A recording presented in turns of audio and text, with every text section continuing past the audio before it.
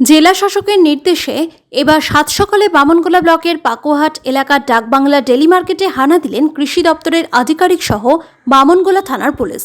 দুর্গাপুজোর মুখে আলু সহ বিভিন্ন সবজি আনাজপাতির অগ্নিমূল্য, তাই খুচরো ও পাইকারি বাজারে সবজি আনাজপাতির দাম নিয়ন্ত্রণে এবার তৎপরতা শুরু করল মালদার বামনগোলা ব্লক প্রশাসন। বৃহস্পতিবার সকাল থেকেই ব্লকের পাকুয়াহাট ডাকবাংলা ডেলি মার্কেটে বিভিন্ন দোকানে হানা দেয় এডিএ ইন্দ্রনীল শর্মা চৌধুরী। এছাড়াও বামনগোলা থানার পুলিশ প্রশাসনকে নিয়ে অভিযান চালান।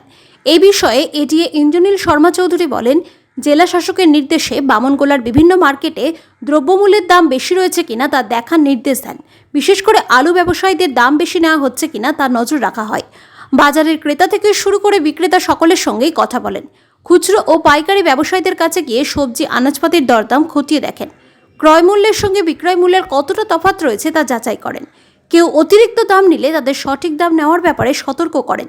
বিভিন্ন বাজারে গিয়ে দেখা হয় যে কী রয়েছে বাজার মূল্য এবং সঠিক দাম নেওয়া হচ্ছে কিনা তাও খতিয়ে দেখা হয়। আলুর পাইকারি দোকানে সঠিক দাম ও রসিদ দেওয়া হচ্ছে কিনা তা খতিয়ে দেখলেন।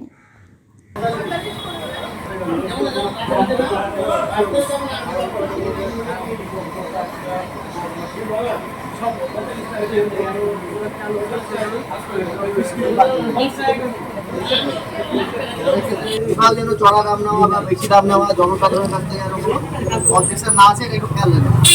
আপনার মনে যে মহাজনের কাছ থেকে চড়া দামে কেনা হয়, তাহলে মহাজনের কাছে যে মালটা নিচ্ছেন সেটার প্রপার চালান বা রসিদ কিন্তু আপনার কাছে যেন থাকে। মার্কেটে আমাদের লাস্ট মাননীয় ডিএম স্যারের নির্দেশে আমরা একটি ভিসি হয়, সেখানে আমাদেরকে নির্দেশ দেওয়া হয় যে জনসাধারণের কাছে যে মেনলি আলুর উপরে যে দামটি, অনেক ক্ষেত্রে দেখা যাচ্ছে আলুর দামটা প্রচুরভাবে বেড়ে যাচ্ছে।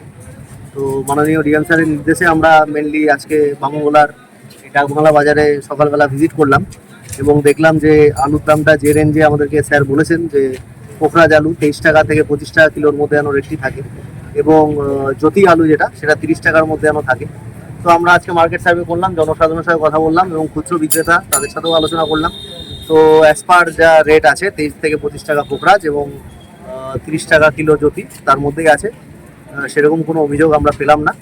এবং আমাদের as per instruction of honourable DM sir আমরা সপ্তাহে 3 বার করে আমরা এই মার্কেট সার্ভে করব। বামনগোলা ব্লকের বিভিন্ন মার্কেটে আমরা যাব এবং যাতে প্রাইসটা কন্ট্রোলের মধ্যে থাকে এবং জনসাধারণের যেন কোনো সমস্যা না হয় সেই ব্যাপারটা আমরা দেখব।